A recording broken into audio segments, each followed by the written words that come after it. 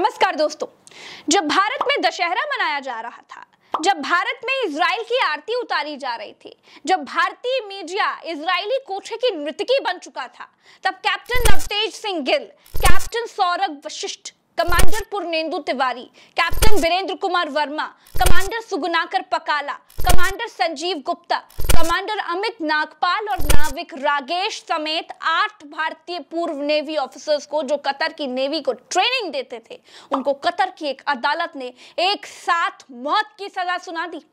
भारत माता के इन वीर सपूतों को कतर में सितंबर 2022 को गिरफ्तार किया। मार्च में आरोप तय कर दिए गए और सबको सजाए मौत की सजा सुना दी गई। ये सारे भारतीय अधिकारी कतर की दाहरा ग्लोबल टेक्नोलॉजी नाम की एक कंपनी में काम करते थे। ये कंपनी कतर के लिए एक ऐसी सबमरीन बना रही थी दोस्तों, जिसको कोई रडार नहीं पकड़ सके। इस कंपनी में 75 भारतीय नागरिक कर्मचारी थे। इनमें से ज्यादातर भारतीय नौसेना के पूर्व अधिकारी ही थे। मई में कंपनी ने कहा था कि वो 31 मई 2022 से काम बंद कर देगी। उसके बाद जासूसी के आरोप में 8 भारतीय नेवी के पूर्व अफसरों को गिरफ्तार कर लिया गया। मीडिया रिपोर्ट्स के मुताबिक ये आरोप लगाया गया कि गिरफ्तार किए गए भारत के पूर्व नेवी ऑफिसर्स ने इस सबमरीन की खुफिया जानकारी इजराइल को दी है। यानी भारतीय नौसैनिकों पर इजराइल के लिए जासूसी करने के आरोप भी लगाए गए।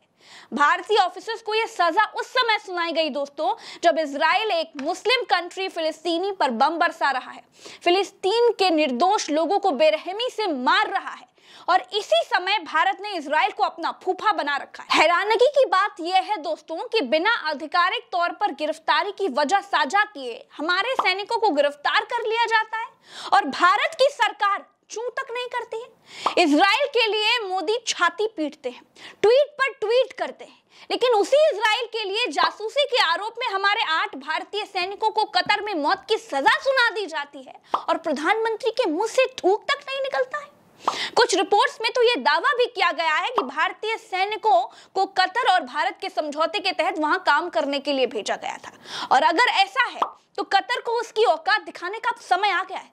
भारत की सरकार को यह संदेश देने का समय आ गया है कि भारत के सैनिकों को हाथ लगाने का मतलब क्या होता है। दोस्तों, हमारे देश की दोगली, दलाल, बिकाऊ और भ्रष्ट सरकारी गुलाम और झूठी मीडिया ये तो नाच नाच कर बताती है कि इजराइल की सरकार अपने देश के किसी भी नागरिक की मौत का बदला कहीं भी जाकर ले सकती है।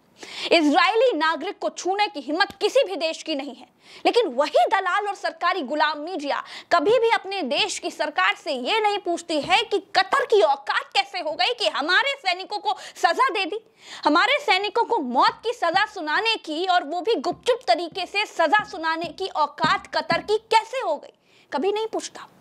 दोस्तों, जिन 8 हमारे भारतीय नेवी के पूर्व जवानों को कतर ने फांसी की सजा सुनाई है, उनमें से 3 रिटायर्ड कैप्टन हैं, 4 कमांडर हैं और 1 नाविक है।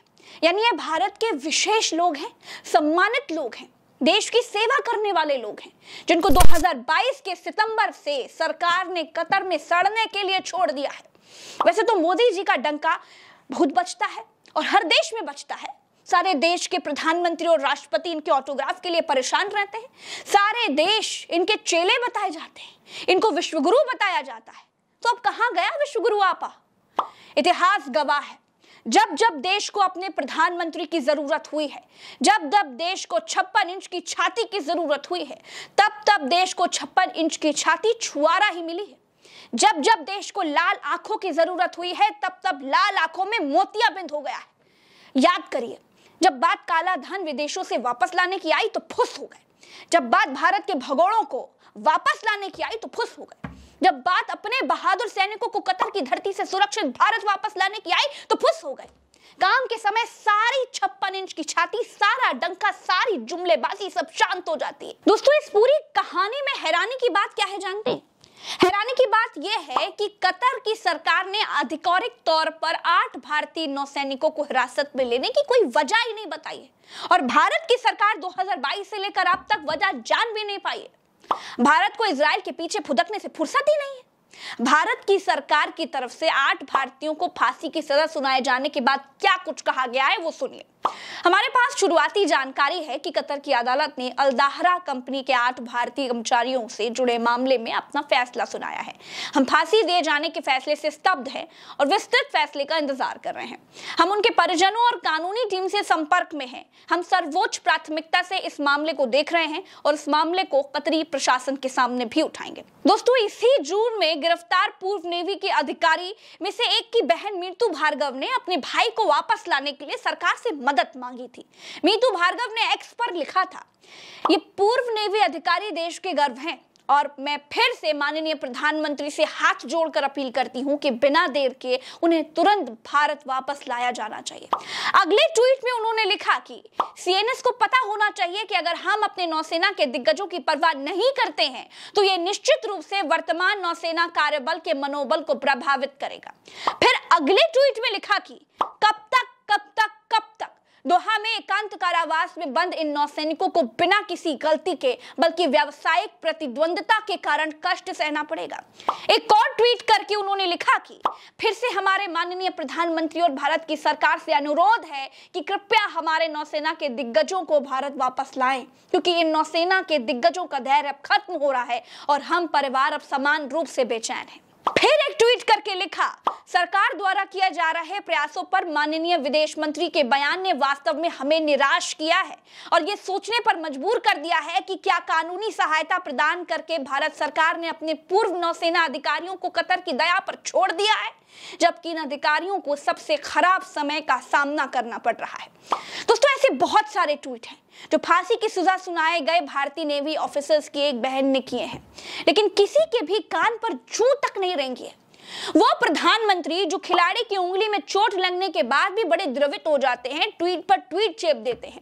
वो पिछले 1 साल से अपने 8 सैन्य अधिकारियों की रिहाई पर मुंह में दही जमाकर बैठे हुए, अपने सैन्य अधिकारियों को कतर सरकार पर दबाव बनाकर छुड़ा तक नहीं पा रहे, जबकि सैन्य अधिकारी की बहन का कहना है कि व्यावसायिक कंपटीशन की वजह से साजिश के तहत उनको जेल में रखा गया है।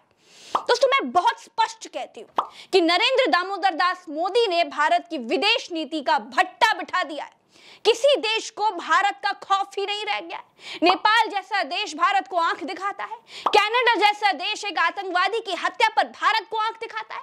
सोचिए, आतंकवादी के मरने पर वो भारत के राजनयिकों को कनाडा से भगा देता है, हमें अपराधी बताता है, और दूसरी जगह पर हम हैं जो अपने ट्रेंड भारत माता के वीर सपूतों के लिए, सच्चे देश के भक्त सैनिकों के लिए कतर से सीना ठोककर बात नहीं कर पा रहे। सोचिए दोस्तों, कनाडा अपने एक आतंकवादी नागरिक के लिए भारत से भिड़ जाता है और भारत अपने सच्चे वीर सपूतों के लिए कतर के आगे गिड़गिड़ा तक नहीं पा रहा है। और ये सब क्यों है, क्या आप जानते हैं?